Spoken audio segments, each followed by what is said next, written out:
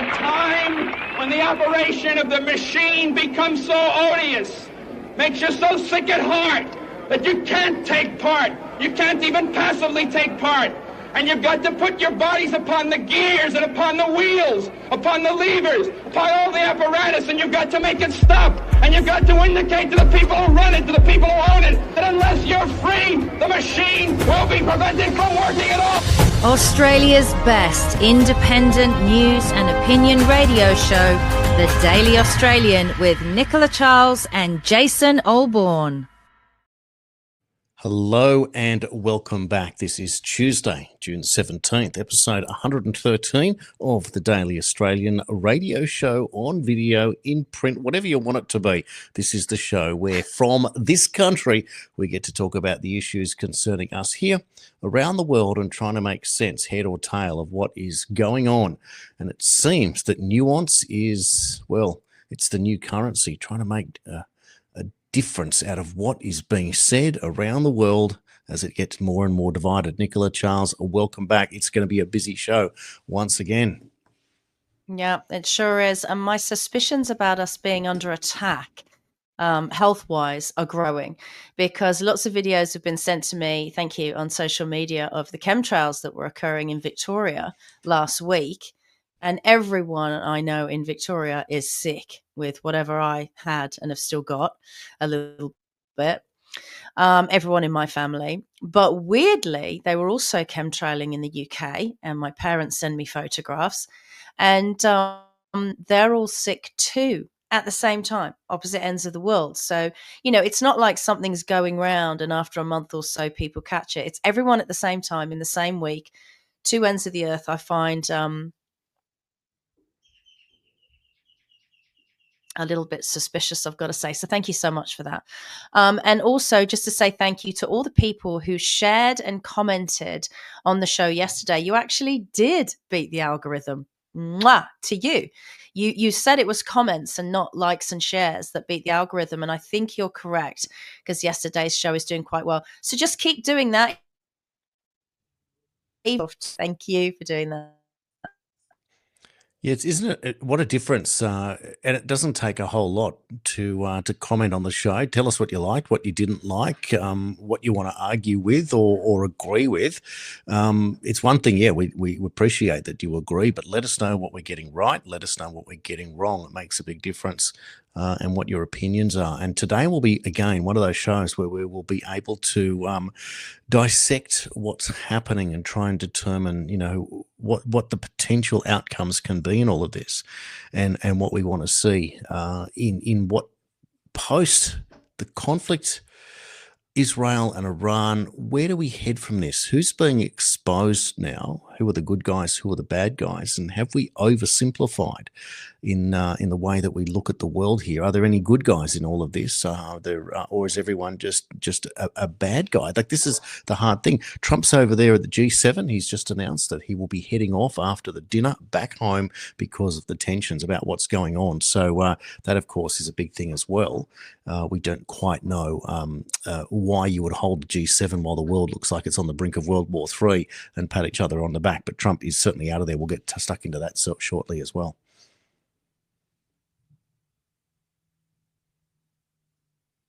Mm. Yeah, look, I saw a post from Michael at Cafe Lockout, and actually, he just really nailed it for me. He said, "No one from Israel, no one from Palestine, Iran has ever done anything to harm him. No."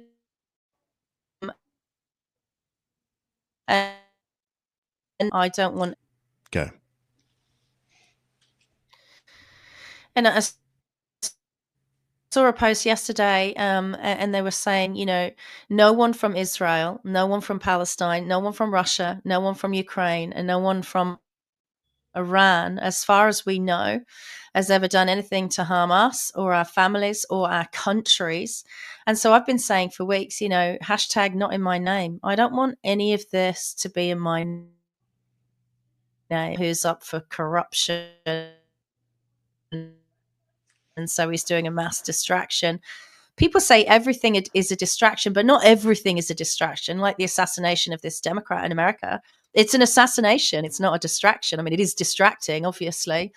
But I just find it really sad. Isn't it sad that the majority of people on this planet, us, the real people, we're actually really peaceful? If we were running the show, there wouldn't be any wars. I hazard a guess, not unless we were attacked or invaded. And I'm certainly not someone who would do anything militarily based on verbal threats. You know, it's that old schoolyard thing, sticks and stones may break my bones, but names will never hurt me. I think people are always going to exchange barbs and stuff like that. But it's really sad. I don't agree with any of it. And yet we seem to be on the side that's the aggressor. And you know, we're NATO, aren't we? So I don't trust these people anymore, basically, to run our countries. Well, I think we have arrived at the most important point in all of this, that we say we're part of NATO, but we have a US president who is bucking the system and has now created the actual division or the dividing line between the deep state war hawks and the alternative. And this is quite tricky. It'll be interesting to see what happens with Albanese when and if he meets with Trump, which was supposed to happen on the 17th of June American time. So that would technically be tomorrow at this point. Can you keep Albo over there? Keep him over there, right? And put him in a re-education camp and teach him what democracy is and real leadership. Because, I mean, Trump has left the Paris Climate Accord. He's left the World Health Organization. Could he not pull America out of NATO? Or is America NATO? That's what people believe.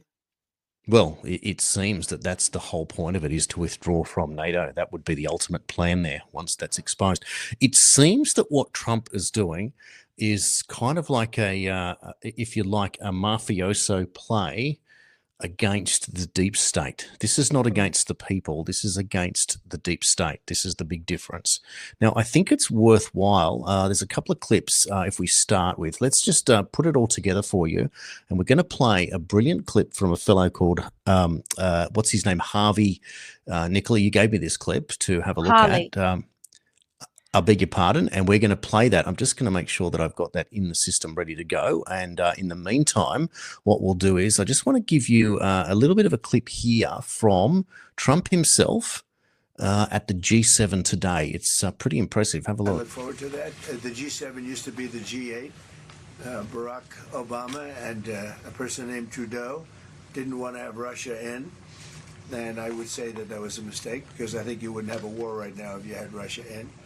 And you wouldn't have a war right now if Trump were president 4 years ago. But it didn't work out that way. But it used to be the G8, and now it's, I guess, what's that, 8 years ago, it switched over. They threw Russia out, which I claimed was a very big mistake. Even though I wasn't in politics then, I was very loud about it. It was a mistake in that you spend so much time talking about Russia, and he's no longer at the table. So it makes life more complicated. But you wouldn't have had the war. Other than that, I think we're going to accomplish a lot. He makes them so uncomfortable, Jason. Sorry about the low volume in that clip. He makes them so uncomfortable. He was basically saying you chucked Russia out, and if you hadn't chucked Russia out, there wouldn't be a war right now. And you can see them shifting on their feet because he makes them so uncomfortable. It's bloody gold. He that's the point, isn't it? That he gets there into these positions and lets them know how he feels, and we can see the very difference there, that he's not one of the pack. Here he is a little bit later with Keir Starmer, and he's asked about regime change and also on Tucker Carlson's comments. Have a look. Do you want to see regime change in Iran? I want to see no nuclear weapon in Iran, and we're well on our way to making sure that happens. Tucker Carlson criticizing you, saying that you were complicit in the war. I don't know what Tucker Carlson is saying. Let him go get a television network and say it so that people listen. And quickly, have you spoken to Zelensky before your bylaws? Yeah, a lot of them. Japan? A lot of them. Could happen. Could happen? Japanese, sir. Well, Interesting. He's certainly giving it to Tucker Carlson, who, if he has a TV network, then we'll listen to what he's got to say. But he's just making the difference there and the nuance. Now, what I think, I'll just give you a couple of graphics here that we just want to play out from some developments today. So here we are that Iran apparently, according to Zero Hedge, has asked Qatar, Saudi Arabia and Oman to ask Trump to press Israel to agree to an immediate ceasefire. That's a Reuters post there. In return, Iran to offer flexibility in nuclear negotiations with the US. So that's picked up very early there, 23 views on that one. Now, also in relation to this, we've also learnt that apparently Trump had vetoed Israeli plan to kill Iran's supreme leader, according to US officials. So this is going against the system completely, as what you would expect. At the same time, we're seeing that US aircraft carrier Nimitz leaves the South China Sea, heading west as the Middle East tensions rise. So it was it's meant to stop at Vietnam. It's not doing that. There's also been an evacuation order in Farsi for civilians in Tehran, and this is apparently coming from the Israeli Defense Force as well. That is also quite interesting what we're seeing there. But what I want to do now is take you to Harvey Schlanger. Actually, before we do that clip, let's play the clip of Benjamin Netanyahu just to get a feeling for how we are manipulated, or how you think we might be manipulated. I shouldn't sort of feed that to you, because then we're going to go to Harvey Schlanger's interpretation of not just this clip, but in general about what's going on. I think it's really important to have a look at this one. I'll play it for you right now. They're targeting our civilians. Yeah. They're bombing our civilians. So that's the difference. They're a terrorist regime. We can't have Iran have nuclear weapons. And by the way, our intel shows that they intend to give these nuclear weapons to their Houthi proxies and others. And that's nuclear terrorism on a global scale. It threatens everyone. And the last thing is they have plans to develop intercontinental ballistic missiles. Right now, 8,000 kilometers, very soon, just out a little distance, and they can reach the eastern seaboard of the United States. These people who chant death to America, try to assassinate President Trump twice, killed 241 of your Marines in Beirut, killed and injured thousands of American soldiers in Afghanistan and Iraq, try to bomb a restaurant in Washington, D.C., chant death to America, burn the American flag. Do you want these people to have nuclear weapons and the means to deliver them to your cities? Of course not. Yeah. So we're defending ourselves, but we're also defending the world. I want to talk about. So what I think goes on there is that we now see the usual games being played, the usual arguments, the usual propaganda. And it's really easy to do that when you get onto a major TV network and just deliver it, because, you know, this is the game, the way that it's played, that authority isn't checked. If authority says something, that's what they say. They get onto mainstream media, they support it. Now, why it's interesting, of course, Nicola, is that we go to Harvey Schlanger for, I think what he does is he exposes it and then he provides the solution. We've cut this down to about 4 minutes. I think it's very worthwhile to have a look at what he's got to say. Let's play that one now. Well, we're seeing the same pattern that we've seen over and over and over again. Lies being put out there to justify war. Remember the lies about Saddam Hussein's weapons of mass destruction? Well, we went into a costly war based on those lies. And those lies came from British intelligence, and they were also laundered through the U.S. intelligence community, from MI6 and Tony Blair to the CIA and the National Security Agency. And it was the neocons in the U.S. intelligence community who used them as the basis for launching a war against Iraq, which was enormously costly in terms of lives and money. Now, these same networks were the ones responsible for the repeated lying about Russiagate, about Putin's alleged plan to conquer Europe. And now we have lies about Iran's intention. We're being told, despite all evidence to the contrary, including one report after another from the U.S. National Security Council and the Director of National Intelligence, we're being told over and over and over again that Iran may be weeks away from developing nuclear weapons. And one of the big liars pushing this is Benjamin Netanyahu, who wants to continue the wars because he's afraid otherwise he's heading to jail on corruption charges. So more and more lies pushing us toward new wars. Now, these are also coming from the same network of the Netanyahu government, which is engaging in war crimes in Gaza and in the West Bank. Now, why is it that these lies aren't being challenged? Certainly people in the National Security Council in the United States know that these are lies. Certainly people in the military know we're being lied to. So that the point is we have to establish a new global security architecture. That's the key. And as my associate, Dennis Small, pointed out in a written briefing yesterday, he said, firefighting is needed, but the arsonist must be stopped. In this case, the arsonist is the war hawks that run the city of London and the U.S. military-industrial complex that work on behalf of the private corporate cartels looking out for their interests, not for yours. Who's looking out for your interests? Well, the president's supposed to. The Congress is supposed to. I think we can write off the Congress as a bunch of idiots. A bunch of people on the payroll of the corporate cartels and the military-industrial complex. What about President Trump?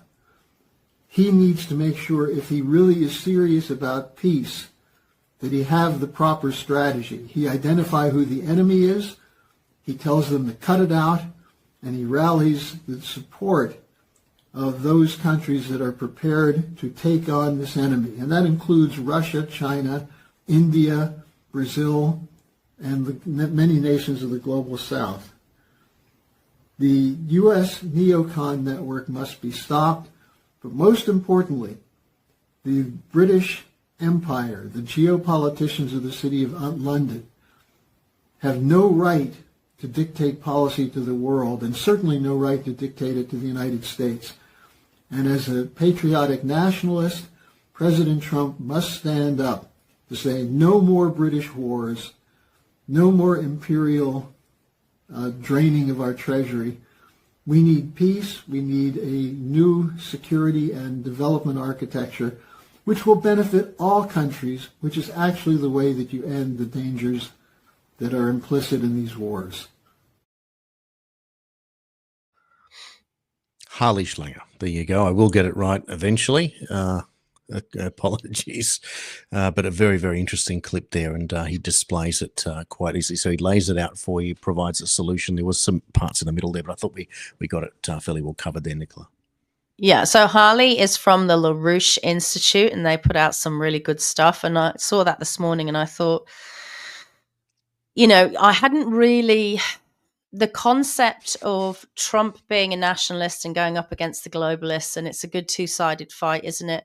But when you recategorize it, that it's Trump, the businessman and president, going up against potentially monarchy, the British Empire, and, Central London, the bankers of Central London, who absolutely, without question, run this world. Unfortunately, it shouldn't be the way. Benefit from the world, profit from the world, but you shouldn't be in charge of people. You're not elected by anyone. No one wants you to be in charge of vaccine rollouts or anything to do with the climate, and certainly not controlling who goes to war for profit. And we know that they're happy to do this stuff for profit because they said at Event 201, we've learned how to profit from pain. So it's actually a very scary position for Trump.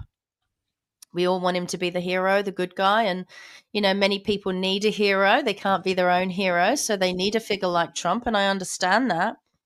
But he is going up against serpents. That's what's happening.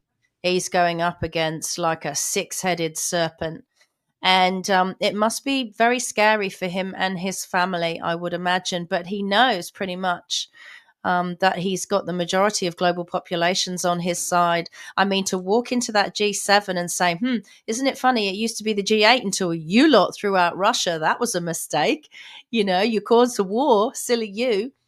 Because that's what happens. So he's a great diplomat, and I do admire him for trying to be a diplomat. I mean, he was a businessman, and now he's trying to be the ultimate diplomat to bring the world out of just a horrible, horrible situation. I mean, last week, all of these self-professed elites met for this Bilderberg meeting, and I'm assuming Trump wasn't there.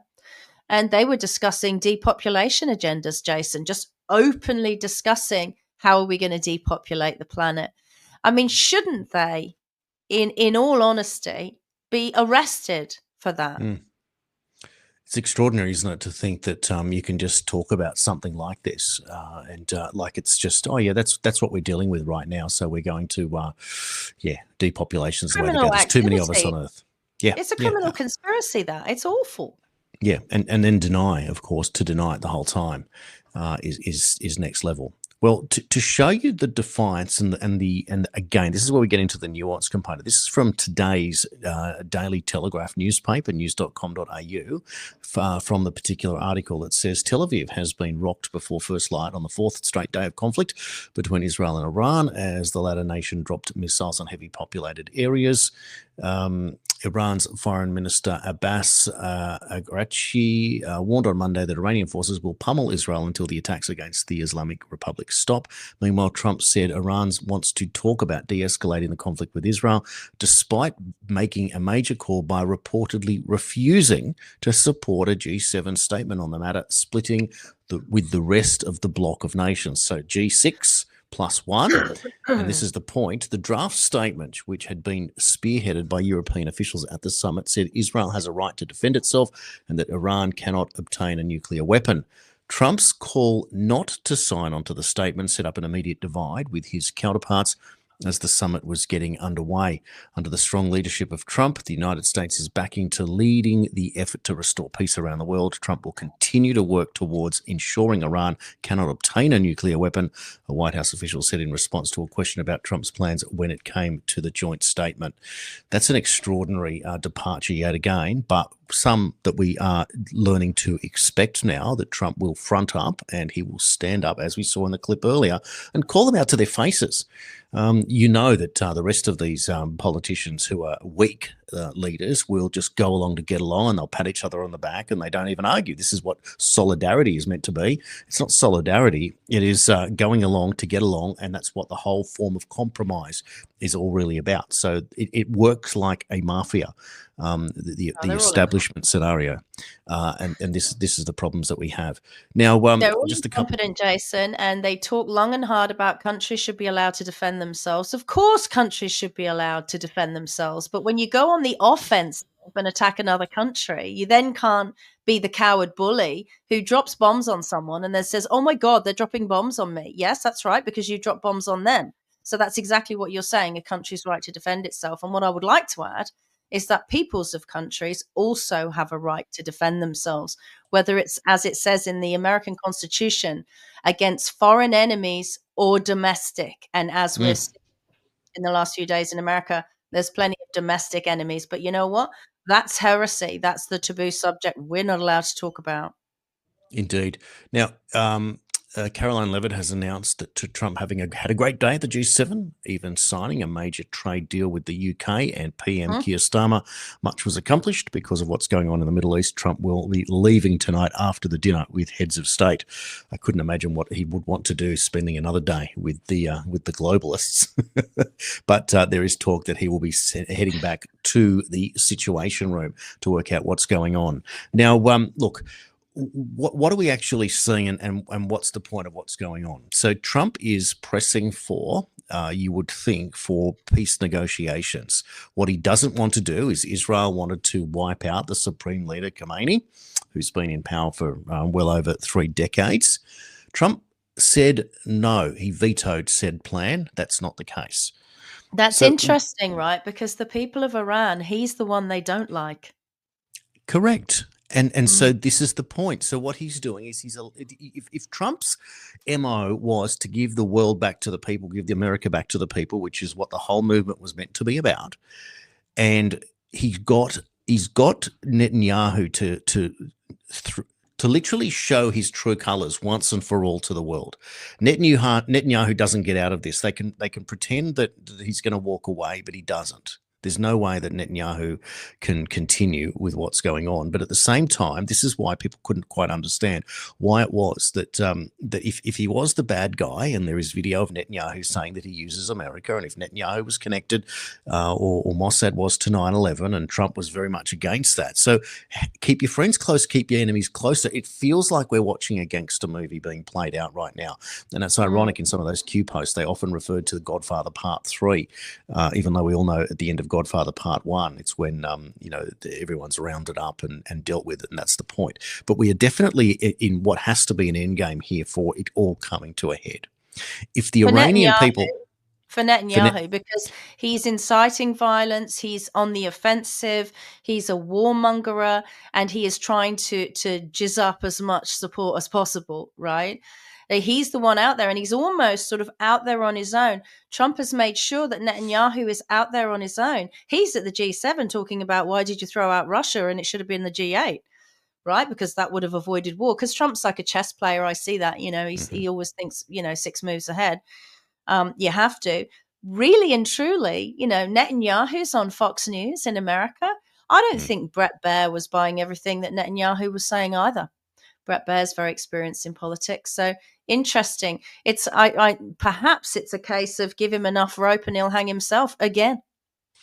Well, this is what seems to be going on, right? Now, if Mike Pompeo was part of the Trump administration as his Secretary of State, but former head of CIA, I think it's interesting to play this clip from yesterday that we didn't get to play on the show. It's just short, 30 seconds, but this is Pompeo's attitude, and this is, again, laying out the nuance here. Aren't about to voluntarily give up these weapons. The world's been trying to do that. President Obama tried to do that. President Biden tried to do that. President Trump made a good faith effort these last 3 months to get the Iranians to change their ways.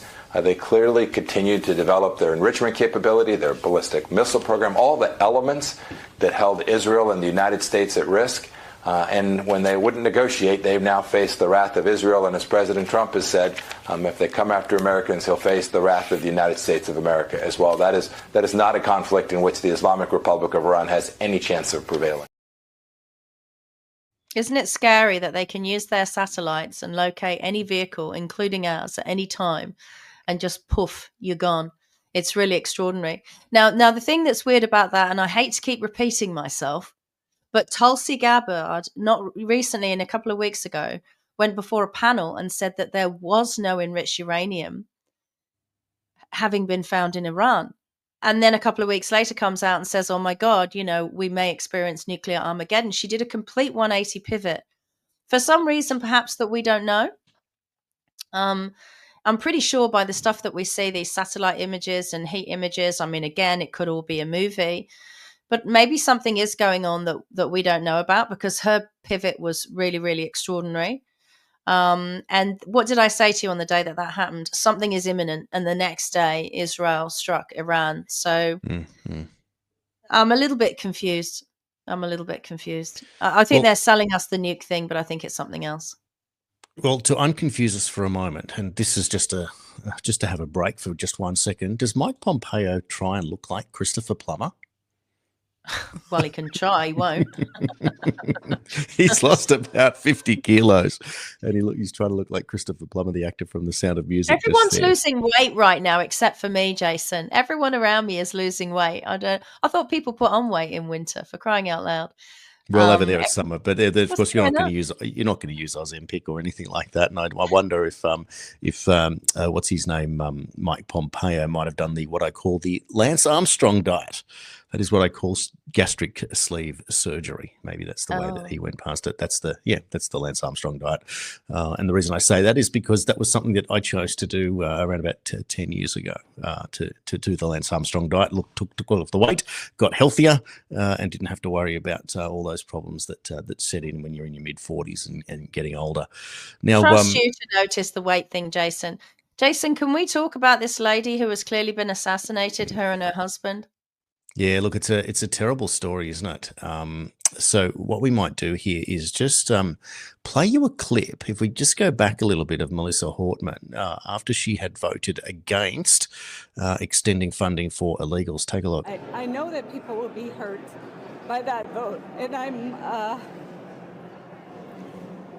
We worked very hard to try to get a budget deal that wouldn't include that provision. She looks like a lovely lady. She's the first Democrat I've seen in probably 10 years who looks like she has a goddamn conscience. And where is she now, Jason? And she was the person, along with her husband, who was killed. Even her dog. It's just extraordinary that this would be the case. And so what we're seeing now is that there we go, Melissa Hortman, their Speaker of the House. Just a terrible, terrible story.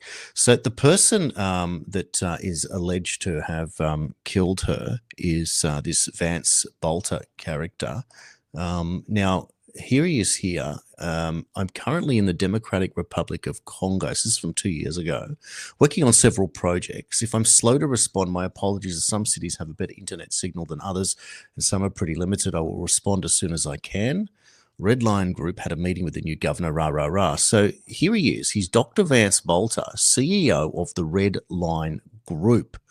So the first thing that I can't get my head around, Nicola, is why does he live with a flatmate in a daggy-looking house who's taking text messages on the telephone and reading them out? The news doesn't add up. Sometimes. The news said sometimes he lives with this guy. Why would you sometimes live with a guy? It's absolute crap. Don't forget who owns all of the news in America. It's George Soros. I'll tell you exactly what happened. This woman who apparently was about to jump the fence permanently and leave the Democrats. What a dangerous person she would be. That's like you when you left the Labour Party, you became weaponized against the left, right? She crossed the aisle on that vote about healthcare for illegals, but it's called Minnesota One, I believe, which is their health thing for, Americans. You could see she was very emotionally distressed. She knew that a lot of people would be hurt by her vote, but she was trying to do the right thing by Americans because that's what she was paid to do. So there she is, a Democrat with a conscience. She went up against the cabal. She went up against the Democrats. Now, I believe that as a whole, the Democratic Party have become a terror organization. Do you know how many bodies lying in wake of people that have disagreed with them? Seems like everyone who does the wrong thing, Clinton and Obama and Biden and Kamala Harris and George Soros, they're all fine. But as soon as someone comes along who's a Democrat who tries to do a good thing for Americans, her and her husband and her dog get assassinated. Don't tell me it's some random guy. This is the Lee Harvey Oswald of the piece. And they also changed tactics. So when they first went into this apparent shared house, he would never share a house with that loser guy. The guy was saying, oh, here's the text messages from him. And he was saying, you may not see me for a while.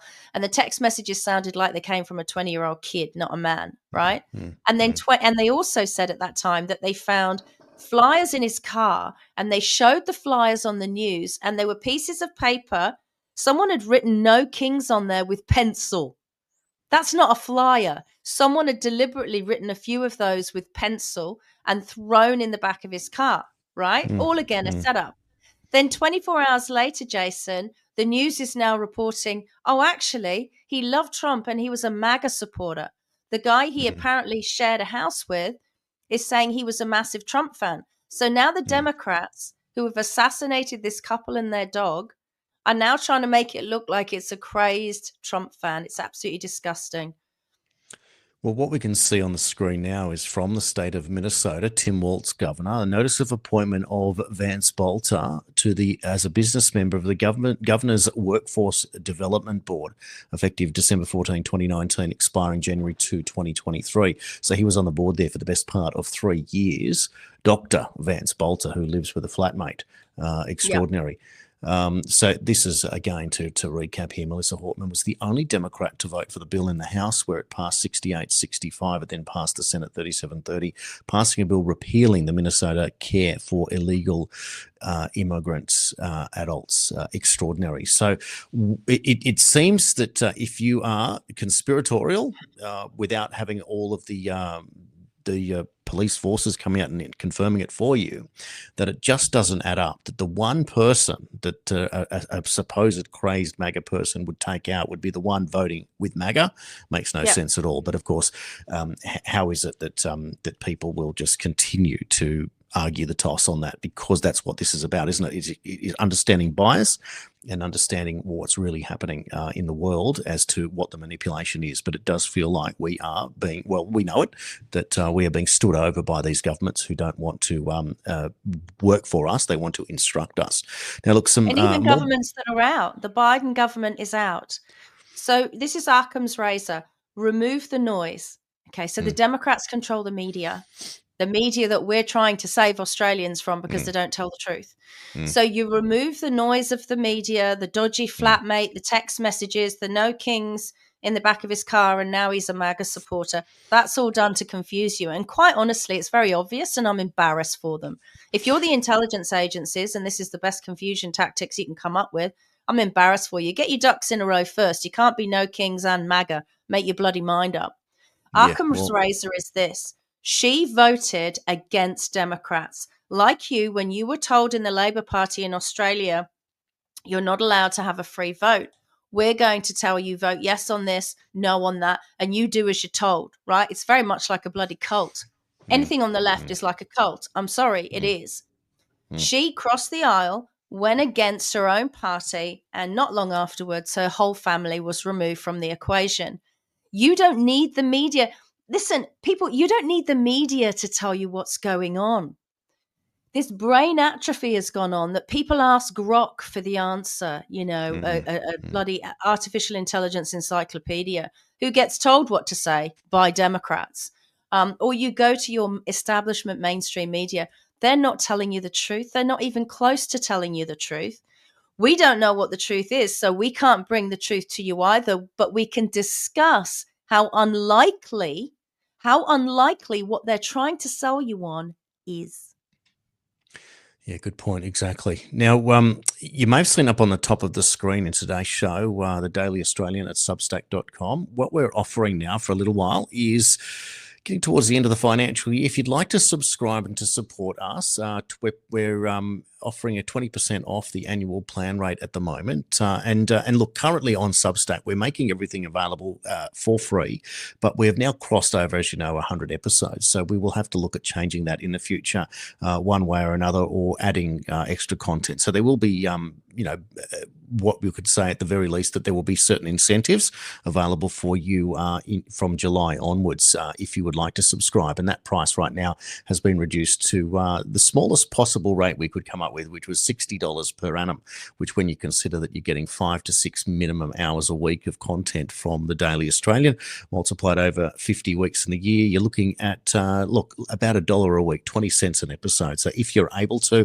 it'd be really cool. Back on the old days when you could buy a newspaper for 20 cents, have your news delivered to you via video on your favorite social media platform, and be able to subscribe and to support us here. And just $60 Australian dollars a year. I look forward to welcoming lots more subscribers to the show. Nicola. Are we worth 20 cents a day to you people? Are we worth it? I mean, I'm still sore about how much it costs me to have a smartphone every month. I mean, we have to pay to have these awful devices in our possession that they used to track, trace, and listen to us. Surely, if they're infiltrating our lives so much, they should at least be paying the bill, the cheeky bastards. Something I was just thinking about on the Australian front that I just want to slip in this morning. I was thinking about what I said yesterday with regard to heritage laws and, reparations for, Aboriginals and all that kind of stuff. So we're asked to consider that because the wrong thing was done, right? Because what happened? Foreign invaders came and we took land and we bought land and, we colonized Australia essentially, right? It was like aliens landing. We were aliens. We were from Europe. And so the Australian government is in a phase of saying we must give back certain heritage sites and we must make reparations. So what is the Australian government doing actively to make reparations for the awful act of selling off the land to foreign invaders? Well, they're selling off the land to foreign invaders. The Australian government are now selling an awful lot of land to foreign owners, including farmland. So while they are telling you at the same time, let's make reparations for selling off the land to Europeans who came down, they're actually selling off the land to non-Europeans, but other people from all over the world. So you can't believe a word that these people are saying.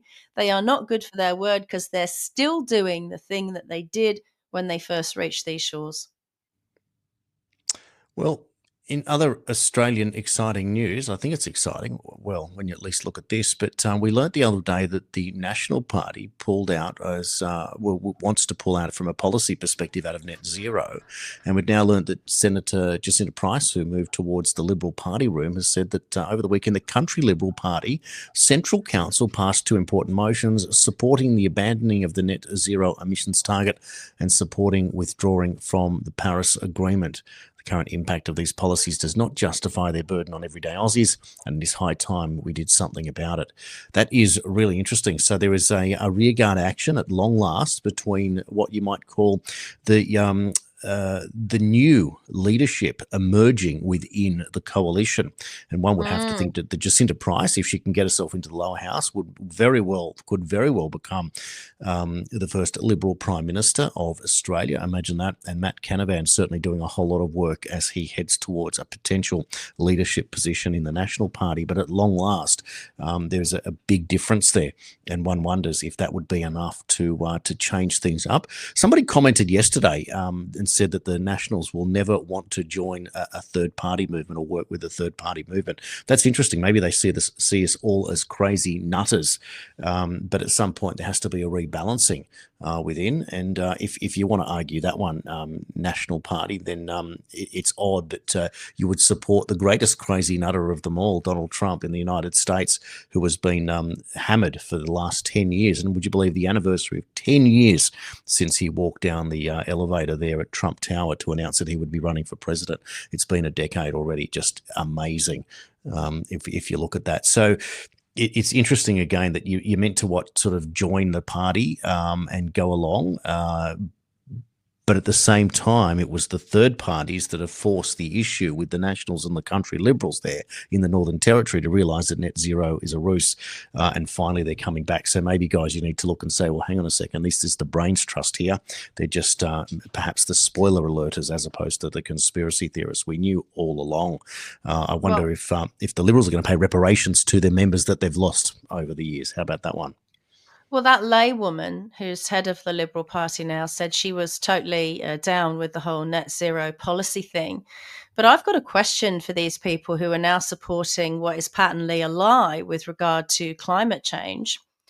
Who are we saving the planet for? Because, the Labour Party right now is assassinating koala families as they sit in their trees because they want to fill the forest with, thousands of tons of concrete for their wind turbines. So who are we saving the planet for? They're also on board with helicopters with guns and silencers are even illegal in Australia for, police and such. And they're going out into the countryside and they're slaughtering the brumbies. And if you're international and you don't know, the brumbies are essentially Australia's mustangs. So it's like going into, country America and slaughtering herds of mustangs, right? That's what they do here in Australia. People scream about it and shout about it, and it pops up on Facebook occasionally. These beautiful wild horses are being slaughtered. So for all of you greenies out there supporting net zero and carbon capture, who are you saving the planet for? It's not us. We know that because you're having your secret depopulation meetings with the Bilderberg Group. And it's seemingly not the animals of this planet. So who exactly are we saving planet Earth for? Well, the other thing I might want to ask is who's having all the children, the Republicans or the Democrats, the Conservatives or the Progressives? Because it seems that if you support abortion, late-term abortion, if you support the LGBT trans agenda, that in itself is self-limiting in terms of reproduction. It doesn't quite make sense, does it? So it seems like it's more of an extinction cult than anything else. A death cult. Yeah. And to not see that nuance again doesn't quite make sense either. It's an odd thing, isn't it? You don't kill off our animals. I said in my my policy in my fictional Conservative Party, it should be 5 years in jail for anyone in government or no, for anyone who slaughters native Australian wildlife. It's bad enough that we've got chemicals out there to grow these pine forests, Grunt 750 and 1080, that poison all native plants and animals. And these people call themselves environmentalists, Jason. They're not environmentalists, they're eco-terrorists. And just because you say you're something doesn't mean you are. It's like me sitting here and saying I'm a supermodel. If I stood up and showed you my baby belly, you'd realize pretty quickly I'm not a supermodel, but you can sit there and say anything about yourself. And just because people say it about themselves, that they're environmentalists or they want the planet to go green, the green agenda is about green, all right? It's about the greenback. It's about money, right? Because all of these energy companies were privately owned. The gas companies, the oil companies, the coal companies, privately owned and not owned by government. Now with the new green energy movement, this public-private partnership has emerged where the government has a stake in green energy, and they don't care if it's toxic or poisonous or can't be recycled or destroys the countryside. It's a form of energy they can profit from, so they're just going to motor ahead with it, whether it's good for the environment or not. It's utterly disgusting, and it's environmental terrorism, as are the chemtrails. I'll give you this old headline. This was from 2021 from The Independent in the UK. By owning a pet, you are doing more damage to the environment than you might realise. I mean, talk about a death cult. The truth-telling about pets can be a painful process, but cats and dogs particularly having a devastating impact on the planet. Piss off. What a lot of absolute nonsense. What a load of crap. Do you know human mental health would go in the toilet if we didn't have our pets? It would go in the toilet. I just can't believe that you would advocate for the domesticated pet that's been around for literally thousands of years, cats worshipped by Egyptians. But these are the people killing wild horses and koalas, Jason. If they're killing wild horses and koalas, why do you think they're going to give a shit about your cat? Yeah, well, exactly right. Now, to show again and the nuance that we're trying to uncover here today, here's a tweet that's just popped up in news here. So Aviva Klomper says, breaking Israeli news says the US is attacking in Iran. This has been refuted immediately by Alex Pfeiffer. This is not true. American forces are maintaining their defensive posture, and that has not changed. We will defend American interests. So what we're going to see... That is a dangerous piece of propaganda. Imagine if Iran believes that America is attacking it. That is a dangerous Israeli piece of propaganda. Listen, someone needs to pull this Netanyahu up by his bootstraps. He is destabilizing the Middle East, right? I don't know if this is a big plan. We've got destabilization in Europe. The planet does not need this. And you don't play games with countries like Iran. Even the Iranian people are terrified of their supreme leader. Don't poke the bear. Now, just a reminder, what we showed you earlier, this is reports from Zero Hedge that coming through from Reuters that Iran asked Qatar, Saudi Arabia and Oman to ask Trump to press Israel to agree to an immediate ceasefire. In return, Iran to offer flexibility in nuclear negotiations with the US. So this is, again, a level of pressure that Iran must be feeling at this point. How many missiles can they launch either way? Is Israel doing said dirty work but being exposed for wanting to create carnage? And will Trump be able to walk it back? This is what I would consider to be my favourite option at this point, that I think that this is where the great peacemaker will come out and the world will finally see what's going on. And if that's the case, the 17th letter of the alphabet was right all along, and that's the whole Q thing. So it's just an extraordinary moment that this is what we were told, that we'd get to the brink of nuclear war at this point. Now, what you would expect would be the case is that in any kind of negotiation with Iran, it may well be regime change. That is something that Trump said that he wasn't looking for, but it may well be that the Ayatollah steps down. It may well be that there's some form of election or something like that that is going to be put onto the table. But there will also be the possibility of some form of economic sanction lifting that you would expect it to come in as part of what we're seeing here.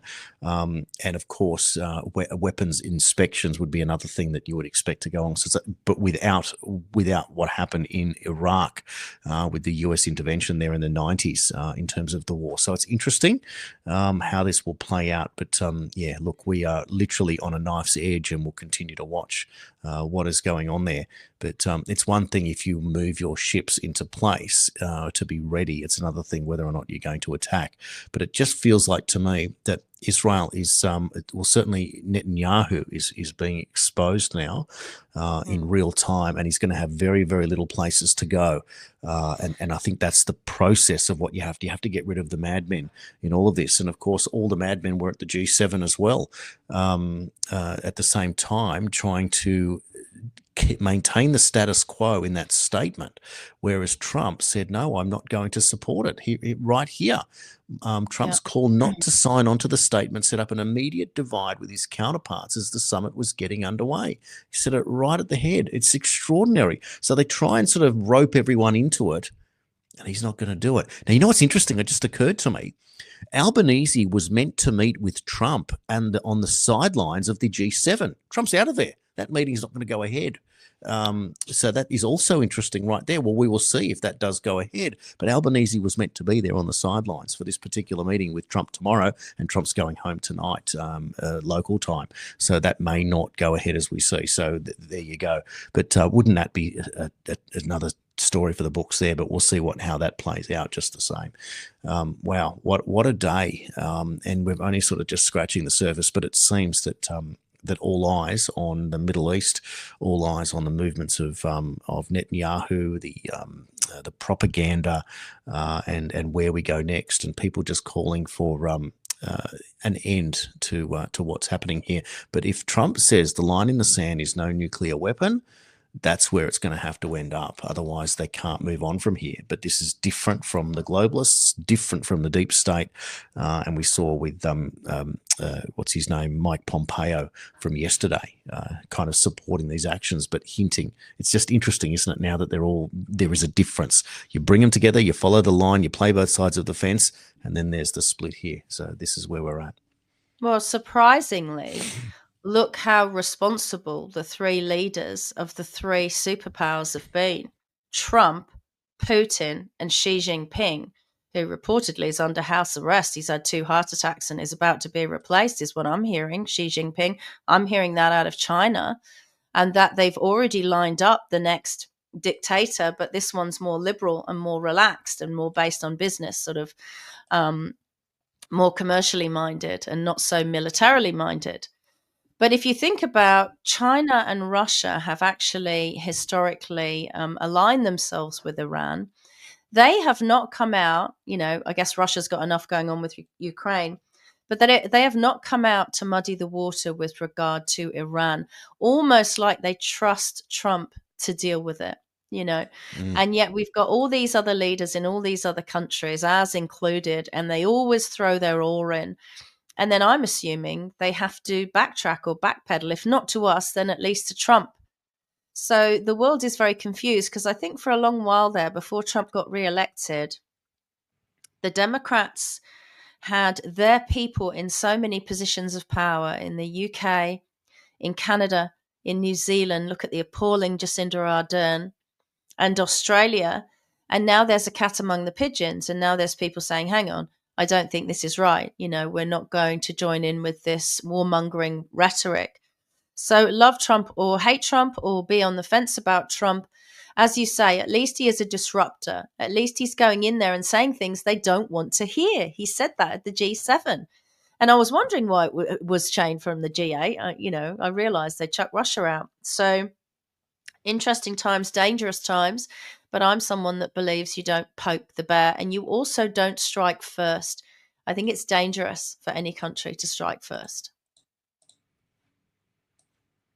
Now, I just had confirmation that Albanese will not be meeting with the president, who's leaving the G7. So there you go.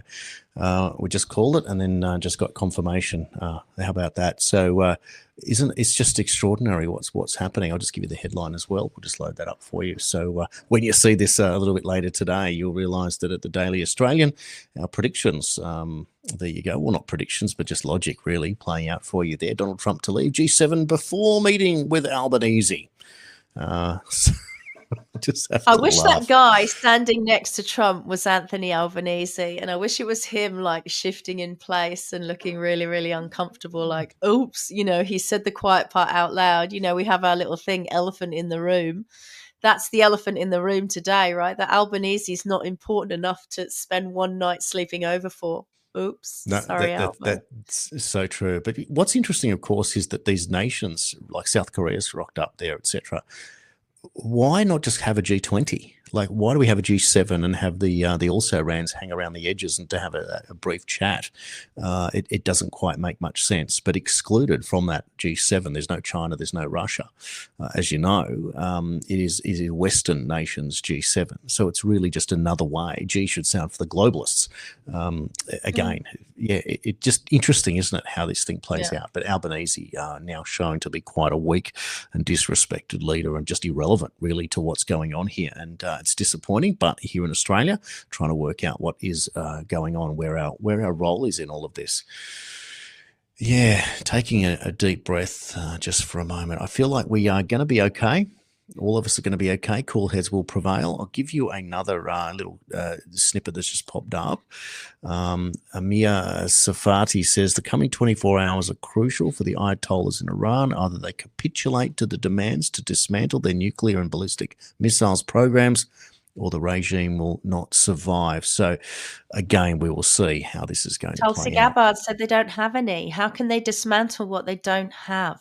That clip exists. So did she make a mistake? Did she sit before that panel and say, we haven't found them enriching any uranium? Did they make a mistake? I'd like to know. That's all. I'd like to know. She said it publicly. So I'd like to know why she said it. And we're asking them now to dismantle something they don't have. Because if that's their ultimatum and you've poked Iran and you're saying you need to dismantle your, nuclear warheads or we're not going to have an agreement, and they don't actually have any nuclear warheads to dismantle, it's checkmate for Iran, isn't it? And that seems a little bit unfair. Now, again, nuclear, it's quite obviously the ultimate fear for everyone, and whether or not they do have them or not, but they're going to have to come out and one way or another and be clear about that. I wanted to just find an article here, and what I found interesting was the author again. And this is just a little bit of perhaps speculation. So it's this fellow in news called Jamie Seedell. I'm just going to just take a clip for you now. We're in a nuclear winter anyway. That's what the chemtrails are. They're blocking out the sun. It's an artificial nuclear winter. So yes, there's not that much to fear, to be honest, guys. We're in it already. Well, with climate change, we might be okay, right? So we can just have more carbon dioxide to offset said nuclear winter, and the weather will just remain normal or something. So this is this the right article? Yeah, here it is here.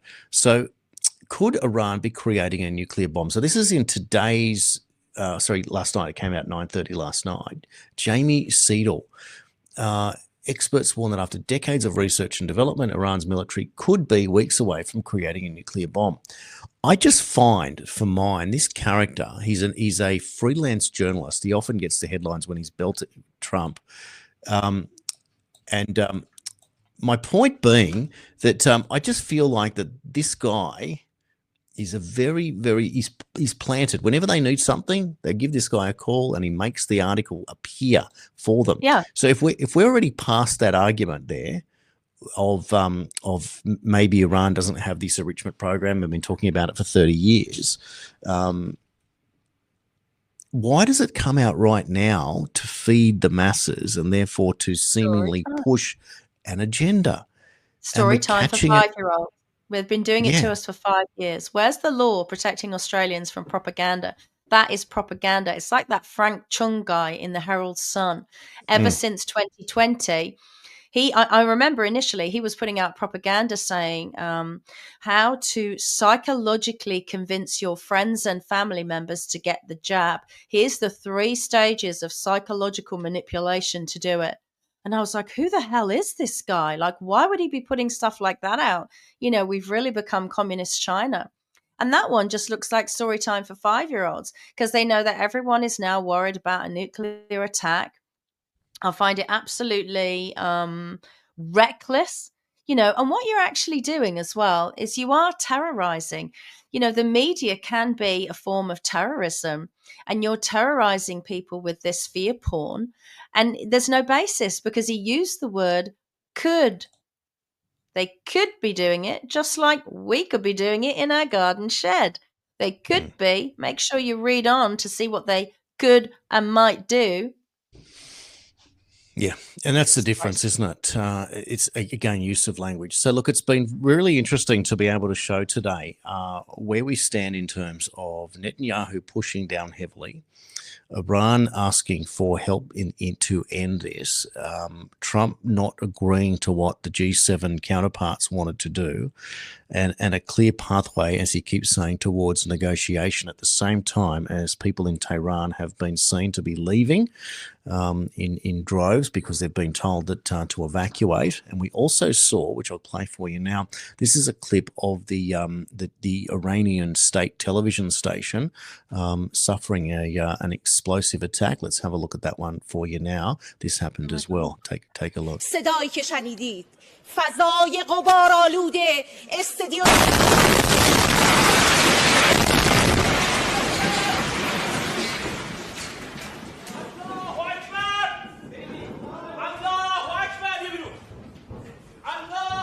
یونس شادلو سردبیر گروه دفاعی خبرگزاری صدا و سیما در این چند سال در تمام عملیات‌های وعده صادق جلوه اقتدار ایران و شکست هیمنه رژیم صهیونیستی رو به تصویر کشیدیم. اینجا سازمان صدا و سیماست، مرکز فرماندهی جنگ. Wow. So it appears that they are trying to remove all forms of communication. At the same time, internet was taken out and Starlink was switched on by Elon Musk for Iranians as well. So, hang on, doesn't that add to what I heard yesterday, Jason? That the first thing that Israel struck was these data centers. Now, in case any of that data was salvaged or put somewhere else, taking out the internet and the state television so nothing could communicate this information would make total sense. Wow, we don't know what's going on, but I have a very strong feeling it's not about nuclear weapons. So if that were the case, right, if Israel was trying to bury evidence, Yeah. and so they know that something is coming, so they've been forewarned, who is going to expose them? So you have to put Trump in the frame at this point, whether or not it was, Kash Patel mentioning Epstein files, connections to Mossad, Howard Lutnick being a survivor of 9/11 and losing his brother and 647 of his work colleagues as he was the chairman. Is he in the frame to expose something? RFK Jr., his uncle, taken out as president of the United States, linked sometimes when it came up in the JFK files, also linking to spy agencies, both local and from the Middle East. That is also an interesting story right there. So are they doing this? What was interesting too was that, how Gavin Newsom came out this week and carried on over the riots, etc., and with the use of with the National Guard. Yeah. Don't you think it's interesting that the Californian wildfires, which he refused to turn the water on, happened after Trump was elected, but before Trump took office in early January? Was it a process of perhaps destroying evidence? Crime scene cover-up. I was just going to say that when you finished talking. I think all of these conflicts are crime scene cover-up. Iran is happening because of the intel that I got. These are data centers and information that would expose at least Netanyahu, if not Mossad and Israel, right? And the Russia-Ukraine conflict is no doubt to cover up these bioweapons labs that were all along the border that we've also had confirmed. And the only way you can take out level 4 laboratories and level 4 samples is with fire. I'm surprised Wuhan is still standing, I'll be honest with you. So yes, I think we're looking at crime scene cover-ups. And we're told it's about nukes, right? It's our biggest fear. We're just the stupid 99%. but there's a lot of wrongdoing that's gone on. And even if I believe the Democrats are a terror organization, they terrorized us for their entire administration, there is some kind of national security agreement that incoming administrations have to sign, that for the stability of the country, Trump can't just come out and call out all these Democrats.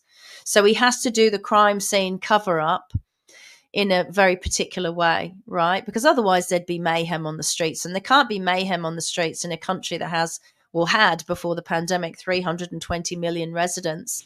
It's probably still at 320 million. I know a lot of them died, but they also let a lot of them in.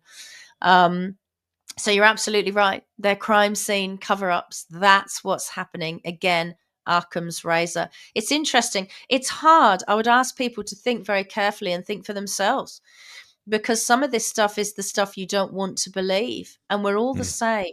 People believe what they want to believe is true. It's like when you're in an abusive relationship and you want to believe that that person is a good person, but all evidence is pointing to them not being a good person.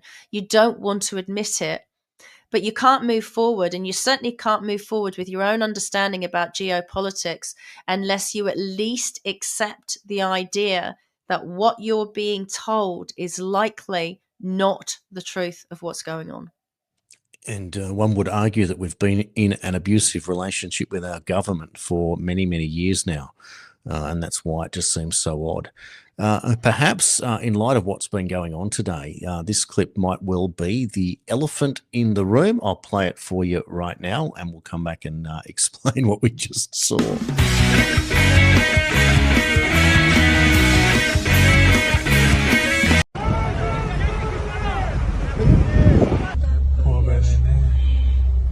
خدای مگه اینجا چه زندانیه تو این جاده؟ زندانی بوده دیگه. What was that? We just saw a bunch of Iranian prisoners escaping on foot as a result of explosions happening in Iran. So they were prisoners who have escaped a prison from maybe inadvertent bombing or something like that, but that's being picked up as people. No, that's tactical. Wouldn't that be great? Wouldn't that be great if they did that tactically to the enemy, bomb the edge of a prison and let the worst people on earth out? I mean, good God. They can target, Jason, within a foot. They can find these things. They can find exactly where that phone is. They can find the wall of a jail. Wow, I didn't know that. I'm learning on my own show. Well, that's part of it, as we always do on this show. Look, complicated, messy. The process of understanding war and trying to work out if we're just going to be manipulated again. Like if you think back to 30 years ago, the Iraq War, we just had to sort of go along with it. September 11, the second Iraq War, Afghanistan, we went along with that for 20 years, and Osama bin Laden discovered, and then one picture from behind watching a TV in a daggy old building before apparently being dumped at sea, and that was the end of that one. We were lied to about that. We fast forward to where we are today, and hopefully the lying will stop and the people will work out what is going on. How will we be united at the end of it? That's the great big question, because at the end of this, I don't think that if you were to take out look, there's two things that can happen. Trump can, and if you watch people like Victor Davis Hanson, they still maintain that that whilst Netanyahu's out on his own, Trump can still come in and tidy things up for Netanyahu. I feel like Netanyahu's finished at the end of it. I wonder though, is Israel, the people of Israel, do they get punished the same way? I don't know if that's going to be the case, because what would happen if there was no more state of Israel? If it was just wiped out and maybe it was given to the Palestinian people, for example, that would be just as bad as what people were arguing happened in 1948. That would be a new Balfour Declaration. So that doesn't quite make sense either. No, the US wouldn't let that happen because they're strategically advantageous for the US to have a whole country in the Middle East.